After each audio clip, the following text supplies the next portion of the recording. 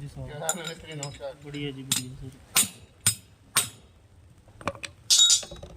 ये करे इसको तो एक दिन लेने के लिए आ गया था रिक्शा लेके बंदा। बंदा आया था, हाँ फिर मैं फ़ोन भी किया था उसे। किया था। ये जिसका बना के रखा है ना उसका भेजना है, उसके भी और सामान है बनने के, वो मेरे से बना नहीं अभी, वो साथ में ही जाएगा ये। वो मांग रहा, मैं बोला भाई अभी बना के दे दूंगा मैं, ये तो मैंने किसी का दे रखा है। और वो मांग रहा था, बोला मुझे अभी दे।